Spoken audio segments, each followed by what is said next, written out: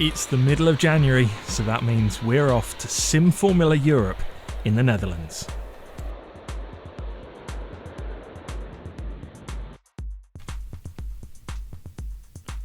Now, while the event was in the Netherlands, it was actually far easier for me to fly into Cologne and drive across. But on my way, I spotted a sign. And that sign was for Kerpen.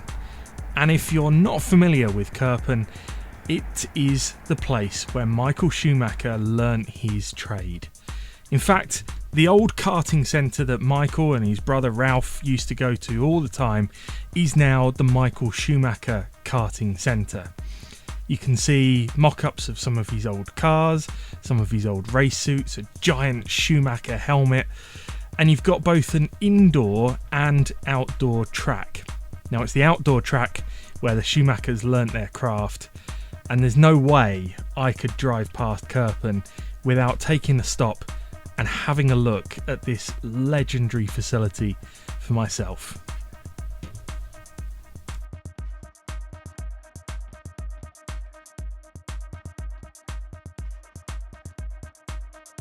So with that little detour over and done with, about an hour later I was in Maastricht. And specifically at the MECC, which was hosting the Inter Classics show as it does every year and has done for 30 years. Some beautiful classic cars on show there. But I wasn't there for that. I was there for the event that was on next door. In fact, just off of the show floor, through these doors and into Sim Formula Europe.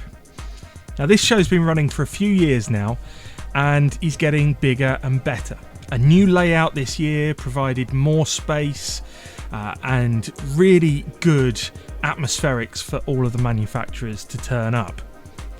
We had brands like Simucube and Cooler Master and Simware and many others bringing their simulators and their displays to the event. There was also a Formula 2 car, an old Felipe Drugovich car on display, and a BAC Mono, because that car was the heart of the esports competition this weekend, which was hosted on the latest update of something called RS, which is being worked on by the Last Garage and Marcel Offermans, formerly of Studio 397 and R Factor 2 fame.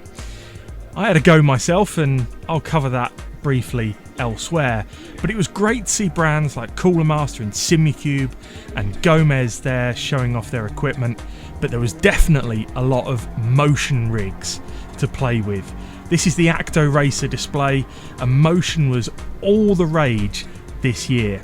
Of course, that leads to the question of, do you like motion? Let us know in the comments. I'm still undecided on its value.